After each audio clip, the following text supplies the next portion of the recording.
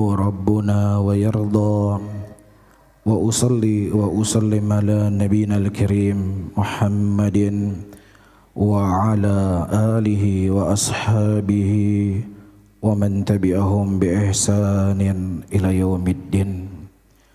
Saudara-saudaraku kaum muslimin dan kaum muslimat rahimani wa rahimakumullah, insyaallah di malam hari ini kita akan membahas tentang tabarruk. Tabarruk adalah salah satu pembahasan dalam bab tauhid, dan kita akan membagi pembahasan dengan beberapa pembagian.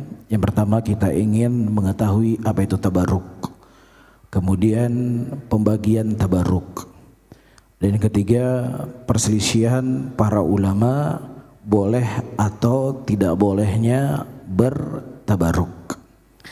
Jadi tabarruk itu asal dari kalimat dari barakah, yaitu berkah. Berkah artinya adalah kebaikan yang terus menerus. Ya, berkah adalah kebaikan secara terus menerus.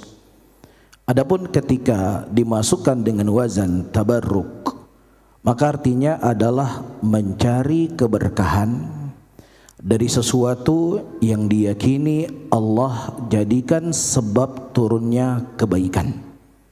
Saya ulangi, tabarruk artinya adalah mencari keberkahan dari sesuatu yang diyakini Allah jadikan sebab turunnya kebaikan. Nah, tabarruk ini dibagi menjadi dua. Ada tabarruk yang sifatnya dzatiyah, ada tabarruk yang sifatnya ma'nawiyah.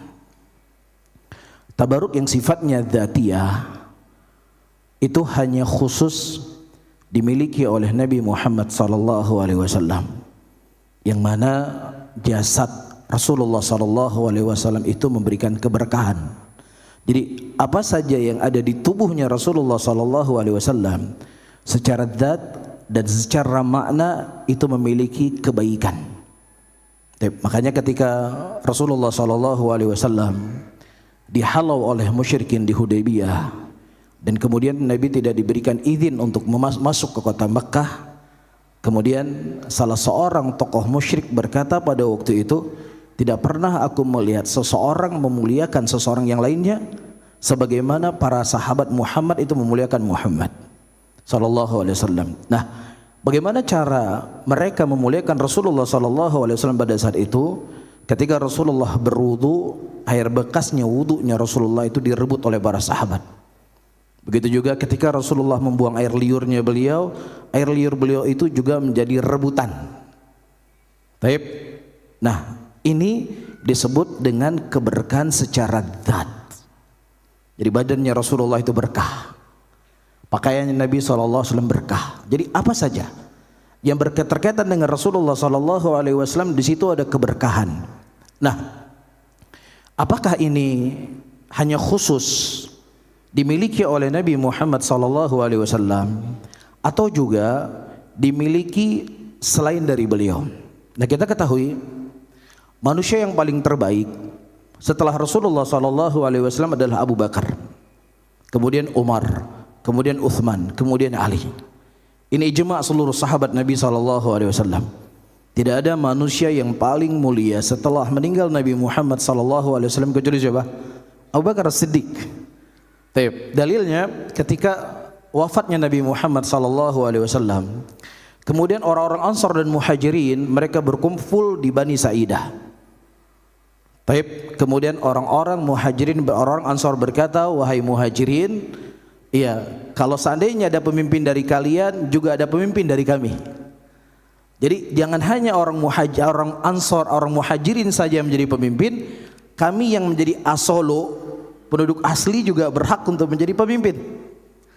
Kemudian kata Abu Bakar As-Siddiq radhiyallahu taala anhu, kepemimpinan khalifah itu dari Quraisy. Sehingga Abu Bakar As-Siddiq radhiyallahu taala anhu pada waktu itu mengajukan dua nama. Yang pertama Thalhah bin Ubaidillah, yang kedua siapa? Umar bin Khattab radhiyallahu taala anhu. Kemudian Umar bin Khattab radhiyallahu taala anhu berkata, bagaimana mungkin aku menjadi khalifah sementara orang yang lebih mulia dariku yang dimuliakan oleh Nabi sallallahu alaihi wasallam hidup di antara kami. Siapa itu? Abu Bakar Siddiq radhiyallahu taala anhu. Nah, bersama dengan itu, sepengetahuan yang kita ketahui, tidak ada satupun sahabat Rasulullah, apakah Abu Bakar, apakah Uthman, apakah Ali, apakah Abdurrahman bin Auf, ataukah Talha bin Ubaidillah, atau siapapun sahabat Rasulullah yang mereka rebut-rebutan bekas air wudunya Abu Bakar Siddiq sebagaimana mereka merebut bekas wudunya Nabi SAW. Demikian juga kita tidak mendapatkan riwayat sepengetahuan kita ketahui mereka rebut-rebutan air liurnya Abu Bakar Siddiq radhiyallahu taala anhu sebagaimana mereka merebut air liurnya Nabi Muhammad sallallahu alaihi wasallam, sehingga para ulama membuat sebuah kesimpulan berkah zat itu hanya khusus dimiliki oleh siapa? Nabi Muhammad sallallahu alaihi wasallam, yang tidak dimiliki oleh manusia yang paling terbaik setelah meninggal Nabi Muhammad sallallahu alaihi wasallam. Kemudian yang kedua, berkah secara maknawi. Nah, berkah secara maknawi ini maka dimiliki selain oleh Nabi sallallahu alaihi wasallam. Apakah itu keberkahan tempat? Apakah itu keberkahan waktu? Apakah itu keberkahan umur? Apakah itu keberkahan dari ilmu? Apakah itu keberkahan dari akhlak seseorang? Itu dimiliki oleh selain dari Nabi sallallahu alaihi wasallam. Ketika Aisyah radhiyallahu taala anha kehilangan kalung pada waktu itu, dan kemudian para sahabat mencari-cari kalung Aisyah yang hilang, sehingga pada waktu itu mereka mencari, menghabiskan sekian banyak waktu, akhirnya mereka kehabisan air. Dan kemudian mereka mendatangi Rasulullah, ya Rasulullah, ini air sudah habis, kita mau sholat, nggak bisa berwudu. Kemudian Allah Subhanahu wa taala menurunkan ayat tayamum. Ayat tayamum untuk bertayamum ketika tidak mendapatkan air. Nah, kemudian sahabat Rasulullah sallallahu alaihi wasallam berkata, ini bukan awal keberkahan dari keluargamu ya Abu Bakar. Bukan awal ini saja keberkahan dari keluargamu. Jadi dikarenakan sebab hilangnya kalung tadi, akhirnya berkahnya apa? Allah turunkan ayat membolehkan seseorang bertayamum ketika tidak mendapatkan air. Baik, jadi ini bisa pada waktu, misalnya waktu sahur. Apa kata Nabi? Tasaharu fa inna fi sahur al barakah. Makan sahurlah kalian. Pada sahur itu ada keberkahan. Keberkahan apa? Waktu sahur. Begitu juga keberkahan tempat. Ya, keberkahan Ka'bah, keberkahan Masjid Nabi sallallahu alaihi wasallam. Demikian juga keberkahan umur. Ada orang hidup 70 tahun bahkan 80 tahun di muka bumi ini tidak memberikan manfaat apapun kepada manusia. Jangankan manfaat kepada manusia, untuk dirinya sendiri dia tidak bisa bermanfaat. Tapi subhanallah, ada ulama-ulama yang hidupnya dengan umur yang pendek, tetapi subhanallah memberikan keberkahan, kebaikan kepada manusia. Seperti siapa? Al-Imam Nawawi rahimahullah. Beliau wafat dalam umur masih sangat muda, kurang lebih 40 tahun beliau wafat. Tetapi subhanallah, beliau sudah meninggal ratusan tahun yang lalu, namun keberkahan ilmu beliau masih dirasakan hari ini oleh kaum muslimin. Anak-anak di pondok pesantren, di sekolah-sekolah dihafalkan apa? Arba'in Nawawi. Siapa yang menulis? Al-Imam Nawawi. Iya, di masjid-masjid muslimin dibacakan Riyadhus Shalihin. Siapa yang menulis? Al-Imam Nawawi. Jadi tidak ada satupun dari funul ilm, cabang dari cabang ilmu, kecuali Al-Imam Nawawi rahimahullahu ta'ala menulis buku tersebut dalam kondisi dan keadaan umur beliau meninggal di sekitar 40 tahun. Beliau punya kitab Al-Majmu', kitab fikih. Ya, kalau saya tidak salah beliau hanya menulis sampai jilid ke-11. Kata para ulama, kalau seandainya Al-Imam Nawawi menyelesaikan menulis kitab Majmu'nya beliau, maka ini merupakan kitab fikih yang paling terbesar di dunia ini. Subhanallah. Begitu juga banyak sekali para ulama menulis syarah Sahih Muslim. Tetapi subhanallah, di antara semua syuruh syarah Sahih Muslim yang hari ini dijadikan rujukan oleh muslimin apa? Syarah Sahih Muslim Al-Imam Nawawi dengan judul Al-Manhaj atau Al-Minhaj. Subhanallah. Tidak ada satu fan dari funul ilm, cabang dari cabang ilmu, kecuali kita mendapatkan Al-Imam Nawawi rahimahullah menulis buku memberikan faidah kepada muslimin. Apa namanya ini? Berkah. Baik, umurnya singkat tapi memberikan faidah yang begitu besar kepada umat. Adapun kita umur kali 50 tahun. Sudah 50 tahun umurnya kita. Ya, jangankan memberikan manfaat kepada keluarga kita, untuk diri kita sendiri kita tidak bisa memberikan manfaat.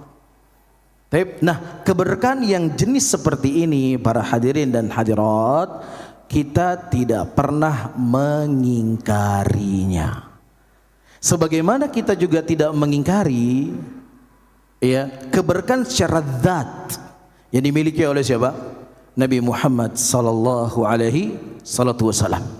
Adapun kuburnya Nabi kita Muhammad sallallahu alaihi wasallam tidak ada keraguan. Seluruh muslimin sepakat. Kubur yang paling mulia di muka bumi ini hari ini adalah kubur Nabi kita Muhammad sallallahu alaihi wasallam. Tidak ada kubur yang lebih mulia daripada kuburnya Rasulullah. Makanya Umar bin Khattab radhiyallahu taala anhu ketika beliau ditusuk oleh Abu Lu'al Majusi, beliau mengirim surat kepada ibunda Aisyah radhiyallahu taala anha atas nama Umar bin Khattab, bukan atas nama khalifah. Beliau meminta melalui putra beliau agar bisa dikubur di samping kubur Nabi Muhammad sallallahu alaihi wasallam. Ini sebuah kemuliaan. Ya, dan Aisyah memberikan izin pada waktu itu untuk dikubur di kamarnya beliau di samping Abu Bakar Siddiq dan di samping kubur yang paling mulia yaitu Nabi Muhammad sallallahu alaihi wasallam. Namun bersama dengan itu para hadirin dan hadirat yang dimuliakan oleh Allah, sepengetahuan, lagi-lagi saya mengatakan sepengetahuan yang kita ketahui, para sahabat Nabi sallallahu alaihi wasallam ketika mereka berdoa kepada Allah Subhanahu wa taala. Ya, mereka meminta kepada Allah Subhanahu wa taala. Mereka tidak mendatangi makam Nabi sallallahu alaihi wasallam untuk berdoa di sampingnya atau apalagi meminta kepada beliau. Sebagaimana disebutkan dalam sebuah riwayat hadis, ketika Umar bin Khattab radhiyallahu taala anhu menyampaikan khutbah. Baik, pada waktu itu terjadi musim kemarau di kota Madinah, sehingga Umar bin Khattab mengumpulkan muslimin. Kalau bapak dan ibu-ibu pernah ke kota Madinah, ada Masjid Qomamah. Nah, Masjid Qomamah itu dari zaman Nabi SAW sampai zaman Khalifah digunakan untuk salat istisqa, juga digunakan waktu untuk salat Id. Jadi dikumpulkan oleh Umar bin Khattab radhiyallahu taala anhu di situ, dan beliau berkata, ketika Nabi SAW masih hidup dulu, kita mendatangi Rasulullah dan meminta kepada Nabi agar Nabi berdoa kepada Allah ya untuk menurunkan hujan kepada kita. Itu kata Umar bin Khattab. Ya, ketika Rasulullah masih hidup, kita mendatangi Rasulullah SAW meminta kepada Nabi agar beliau berdoa kepada Allah agar Allah menurunkan hujan kepada kita. Itu kata Umar. Baik, adapun hari ini Rasulullah telah wafat. Umar berkata, "Ya Abbas, kum." Wahai Abbas, berdirilah engkau. Umar tidak berkata kepada Abbas, "Wahai Abbas, kubur Nabi SAW dekat dengan kita. Itu kuburnya Rasulullah. Bisa berjalan kaki dari Masjid Qomamah. Datangilah kubur Nabi, berdoalah di samping kubur Nabi, atau mintalah melalui jalur Nabi Muhammad SAW agar Allah menurunkan hujan kepada kita." Tidak. Tetapi Umar bin Khattab radhiyallahu taala berkata, "Qum ya Abbas." Bangunlah wahai Abbas, mintalah dan mohonlah kepada Allah Subhanahu wa taala agar Allah Subhanahu wa taala menurunkan hujan kepada kita. Ini menunjukkan para sahabat Nabi SAW sepakat. Ya, walaupun kubur Nabi adalah kubur yang paling terbaik di muka bumi ini, tetapi tidaklah mereka jadikan itu sebagai tempat mereka berdoa atau menjadikan itu sebagai wasilah untuk mereka berdoa kepada Allah Subhanahu wa taala. Tapi Umar bin Khattab berkata, "Kum wahai Abbas, berdoalah kepada Allah agar Allah menurunkan hujan kepada kita." Baik. Nah, kemudian pembahasan yang ketiga, ini pembahasan yang cukup penting ya. Saya di sini akan menukilkan dua ucapan ulama yang sangat populer, yang semua kita mencintai keduanya, yang kita semua memuliakan keduanya. Yang pertama Imam Ahmad rahimahullah, dan yang kedua Al-Imam Asy-Syafi'i rahimahullah. Ternukilkan dari Imam Ahmad, di mana Imam Ahmad rahimahullah membolehkan untuk mengusap-ngusap kuburan dan mengambil berkah dari kuburan. Taib, sebagaimana teriwayatkan juga dari Imam Syafi'i, Al-Imam Syafi'i rahimahullah, ketika beliau berdoa kepada Allah Subhanahu wa taala, beliau mendatangi kuburannya Abu Hanifah, bertabarruk melalui kuburannya Abu Hanifah rahimahullahu taala. Jadi tenang dulu ya. Tenang dulu. Tenang. Taib. Nah, dua imam ini tidak ada keraguan buat kita akan keimamahan dua imam ini. Imamnya Ahlussunnah yang sangat mencintai Rasulullah sallallahu alaihi wasallam, yang sangat mencintai hadis Rasulullah. Kalau seandainya kita punya guru yang kita berkata guru kami sangat kuat berpegang teguh di atas sunnah, maka kita katakan Imam Syafi'i, Imam Ahmad jauh lebih kuat berpegang teguh di atas sunnah dibandingkan guru kita. Sepakat ya? Kita semua sepakat. Taib. Nah, ketika kita bisa membawa ucapan Al-Imam Syafi'i dan ucapan Imam Ahmad dengan membawa kepada makna yang lebih baik, itu akan lebih bagus daripada ungkapan Derawanah nepilih Nabi, penepilih Imam Syafi'i. Derawanah nepilih Imam Ahmad, penepilih Rasulullah. Ini sepertinya kurang tepat. Kenapa saya katakan kurang tepat? Karena ini kita akan memberikan pendidikan yang tidak baik kepada para penuntut ilmu. Kenapa? Di mindsetnya penuntut ilmu, di pikiran penuntut ilmu, berarti Imam Syafi'i ini banyak menyelisih sunnah Rasulullah. Ini bahaya. Imam Ahmad banyak menyelisih sunnah Rasulullah. Wah, ini nggak benar. Ya, ketika orang punya kesimpulan kepada ulama demikian, nggak bisa.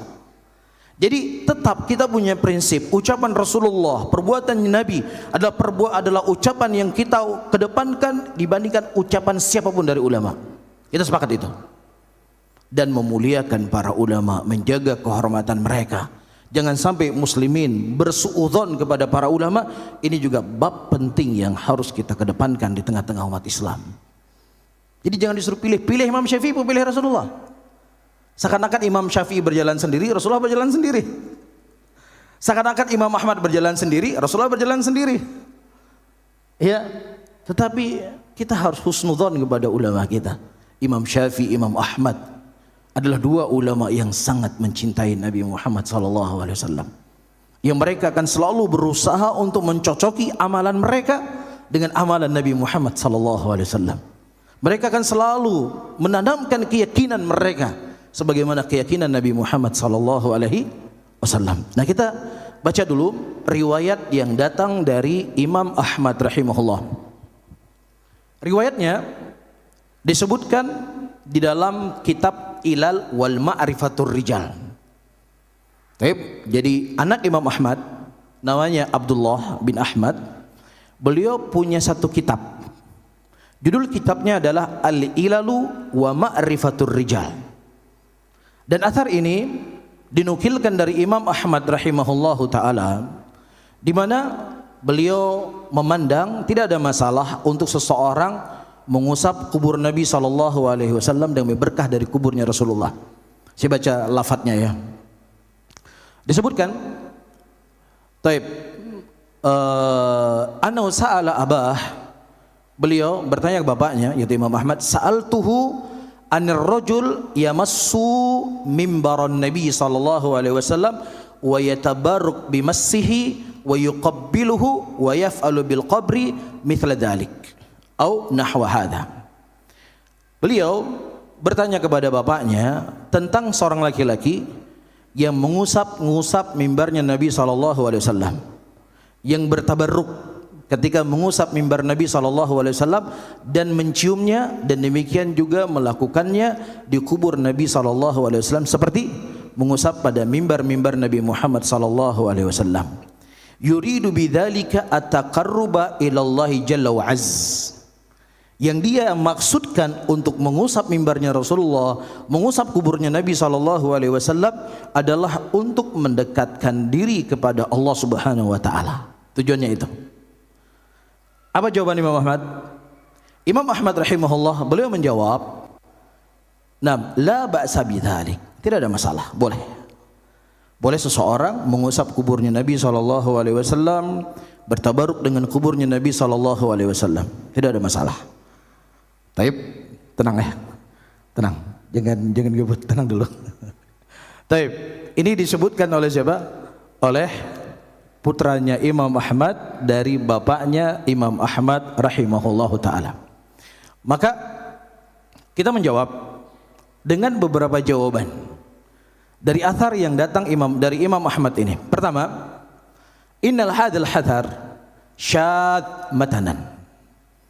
Athar yang kita baca tadi, sebagian para ulama mengatakan ini menyelisihi matannya, isinya menyelisihi dari jalan-jalan yang lain yang dinukilkan dari Imam Ahmad rahimahullahu taala, yang mana beliau melarang keras melakukan apa?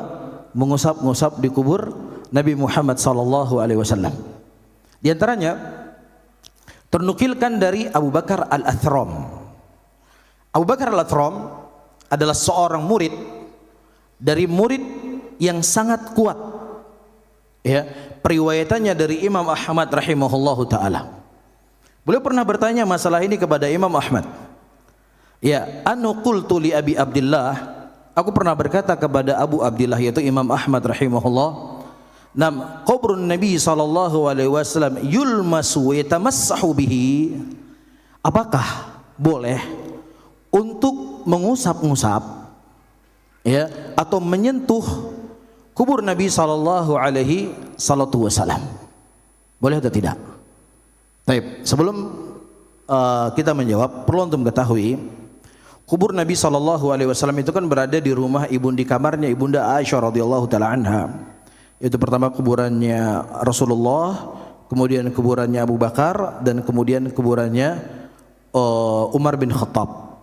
Taib. Di zaman Nabi di zaman setelah beliau meninggal sampai 4 khalifah, ya, kuburnya Nabi SAW itu masih di luar masjid.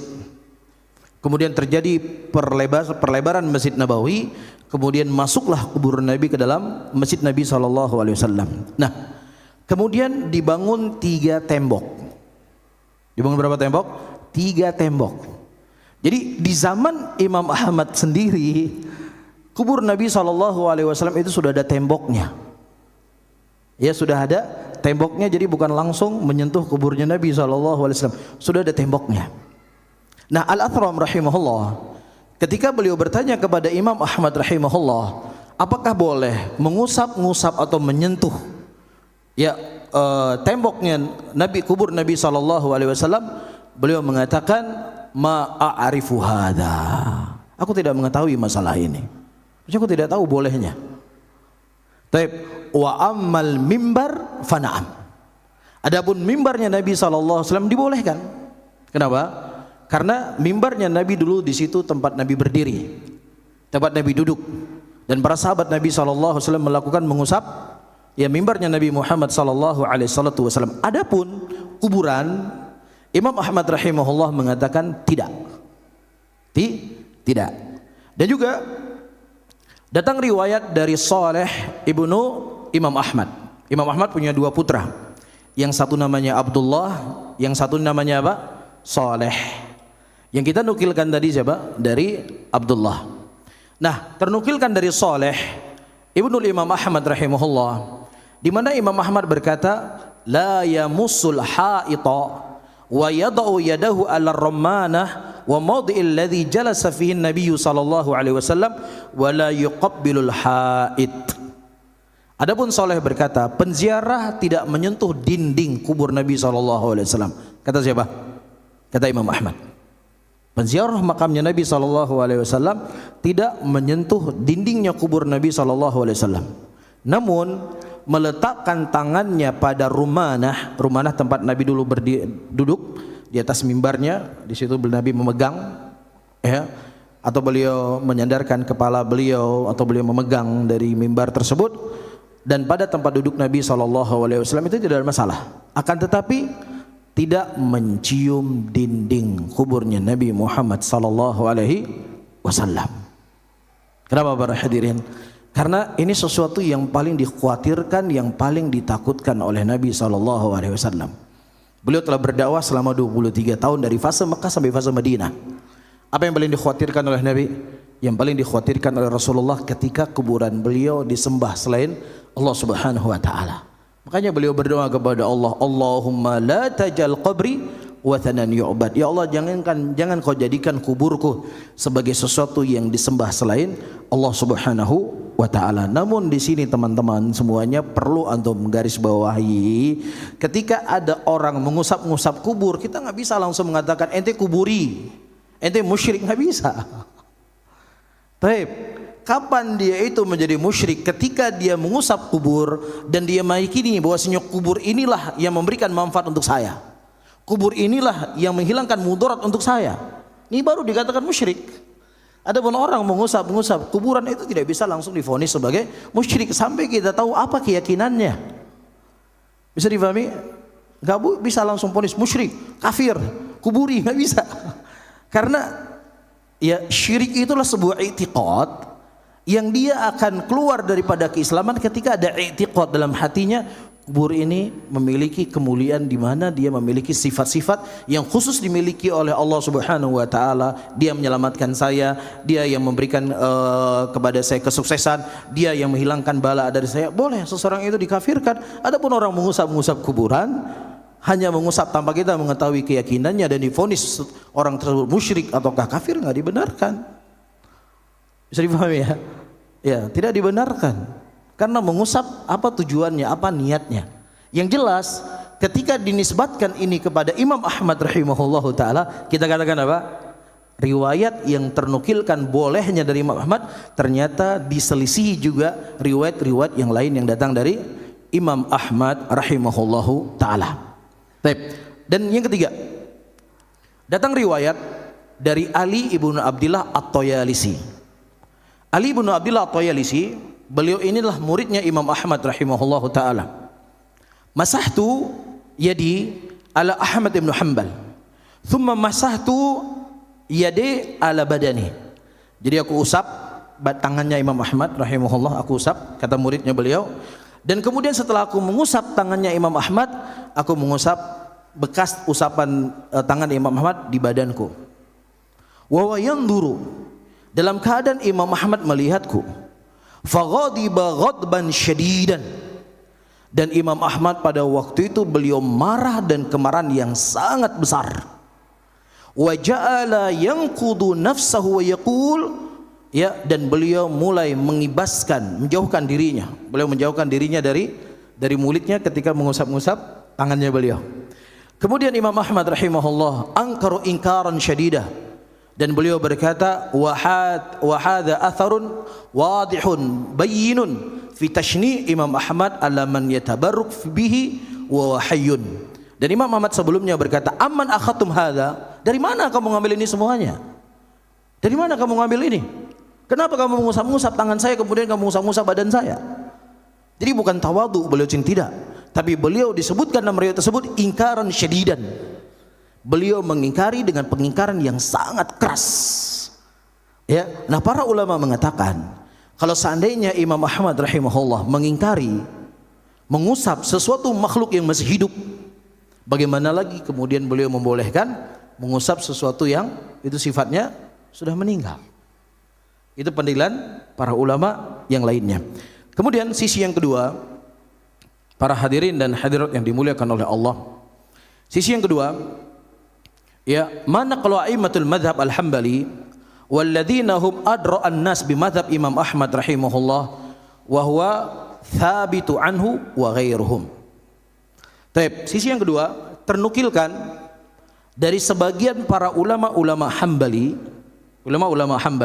murid-murid Imam Ahmad, atau yang mengambil ilmu dari muridnya murid Imam Ahmad, yang mereka bermadzhab Hambali, yang tentunya lebih mengenal siapa itu Imam Ahmad rahimahullahu taala, yang lebih mengetahui maksud daripada ucapan Imam Ahmad. Sepakat ya? Jadi ada murid-murid Imam Ahmad yang memahami bagaimana pandangan Imam Ahmad terkait masalah ini. Nah, di sini saya nukilkan pertama dari Ibnu Qudamah rahimahullah al-Maqdisi. Jadi teman-teman, para ulama kita, para ulama mazhab secara khusus, mereka memiliki murid-murid yang menyebarkan mazhabnya mereka. Baik, menyebarkan apa? Mazhabnya mereka. Ibnu Abdul Bar rahimahullah, beliau punya kitab At-Tamhid. Jadi kalau kita ingin mendalami fikihnya Maliki, kita merujuk kepada kitab apa? Kitab At-Tamhid miliknya Ibnu Abdul Bar. Demikian juga dalam mazhab Syafi'iyah, ada buku-buku, kitab-kitab yang ditulis oleh ulama-ulama mazhab Syafi'i, ya di antaranya Al-Imam An-Nawawi. Beliau menulis kitab apa? Al-Minhaj, atau kitab yang kita sebutkan tadi. Taib, yang ditulis oleh Al-Imam An-Nawawi, itu kembali rujukan dalam mazhab Syafi'i. Nah, begitu juga dalam mazhab Hambali. Dalam mazhab Hambali, di sana ada buku ditulis oleh Al-Imam Ibnu Qudamah dengan judul apa? Mughni li Ibni Qudamah. Jadi siapa yang ingin mendalami fikihnya Hambali, maka inilah kitab yang mesti dijadikan sebagai rujukan. Nah, beliau berkata, beliau seorang ulama Hambali yang paling tahu tentang pendapat Imam Ahmad rahimahullah. Beliau berkata, la yustahabbu at-tamassuh bihaiti qabrin Nabi sallallahu alaihi wasallam wala takbiluhu. Kata beliau, tidak disunnahkan, tidak dianjurkan untuk mengusap-ngusap dinding kuburnya Nabi sallallahu alaihi wasallam, dan juga tidak dicium kuburnya Nabi sallallahu alaihi wasallam. Dan beliau berkata, qala Ahmadu ma'arifu hadza. Dan Imam Ahmad berkata, aku tidak mengetahui perkara ini. Dan juga dinukilkan dari Al-Athram. Tadi kita juga sudah nukilkan ucapan Al-Athram, kita nukilkan ucapan Al-Athram yang lainnya. Kata Al-Athram, beliau, saya tegaskan kembali, di antara murid Imam Ahmad rahimahullah yang sangat kuat periwayatannya dari Imam Ahmad. Jadi begini, logikanya begini teman-teman. Misalnya ada seorang guru, dia punya murid 30 murid di kelas. Nah, ada si murid yang juara satu, dia mengkhabarkan dari gurunya, kita akan libur dari hari Senin sampai hari Rabu. Kemudian ada juga muridnya si guru ini, tetapi dia orang yang paling terakhir di kelas. Ya, tidak dikenal yang rajin, nggak dikenal yang juara di kelas. Dia mengatakan libur kan sampai sampai Sabtu liburnya. Kira-kira ucapan siapa yang diambil? Ucapan murid yang pertama atau ucapan murid yang kedua? Murid yang pertama. Logikanya seperti itulah. Nah, Al-Athram rahimahullah, beliau adalah seorang murid Imam Ahmad rahimahullahu taala. Beliau berkata, ra'aitu ahlal ilmi min ahlil Madinah la yamassuna kubran Nabi sallallahu alaihi wasallam. Aku melihat para ulama yang ada di kota Madinah, mereka tidak mengusap-ngusap kuburnya Nabi sallallahu alaihi wasallam. Ya, siapa ulama Madinah? Ya, ulama-ulama Madinah yang beliau lihat dari mulutnya Imam Ahmad rahimahullahu taala. Saya baca satu lagi kemudian kita tutup kajian kita di malam hari ini. Dinukilkan dari Mawardi rahimahullah, beliau mengatakan la yustahabbu tamassuhuhu biqabrihi alaihi salatu wasalam ala sahih minal madhhab. Mawardi adalah seorang ulama Hambali. Beliau mengatakan tidak dianjurkan untuk mengusap kubur Nabi sallallahu alaihi wasallam. Ini pendapat yang sahih dalam madhab Imam Ahmad rahimahullahu taala. Ini mungkin ada sebenarnya ada 6 sisi yang ingin saya bahas. Ya, riwayat yang menunjukkan Imam Ahmad mengatakan bolehnya mengusap-ngusap kubur Nabi sallallahu alaihi wasallam. Tapi karena memang waktu kita sudah habis, ya, mudah-mudahan penjelasan saya ini teman-teman semuanya, kita ingin berusaha berjalan di jalan tengah ya. Karena ada sebagian orang, karena ketika dia tidak memahami sesuatu itu dengan jeli, sangat bermudah-mudahan mengkafir-kafirkan orang, kemudian mengatakan orang kuburiyun, cuman sekedar mengusap kubur udah kuburiyun. Jadi dengan pengajian ini kita harus paham. Ya, mana yang dikatakan syirik dan mana yang dikatakan tidak syirik. Dan juga yang kedua, orang yang terlalu bermudah-mudahan menukilkan hanya sekedar ada penukilan dari Imam Ahmad kemudian membolehkan secara mutlak. Padahal pendalilannya kita lihat di sini dari penjelasan ulama dari kalangan mazhab Hambali itu sendiri. Mudah-mudahan yang sedikit ini bisa memberikan manfaat kepada saya sendiri dan juga kepada hadirin dan hadirat semuanya. Dan kalau ada kalimat-kalimat yang tidak berkenan saya mohon maaf. Ya, saya ulangi kembali, malam minggu adalah malam yang saya tunggu-tunggu untuk menggantikan ya Ustadz yang mungkin tidak datang ya. Mudah-mudahan Allah Subhanahu wa taala mempertemukan kita kembali karena ini masih ada PR. Ya, teriwayatkan dari Imam Syafi'i rahimahullah, di mana Imam Syafi'i bertawasul dengan kuburannya Abu Hanifah rahimahullah. Apakah riwayatnya demikian? Insyaallah akan kita sampaikan penjelasan pada pertemuan-pertemuan yang akan datang. Baik, saya tutup. Subhanallah bihamdika asyhadu an la ilaha illa anta astaghfiruka wa atubu ilaih. Wassalamualaikum warahmatullahi wabarakatuh.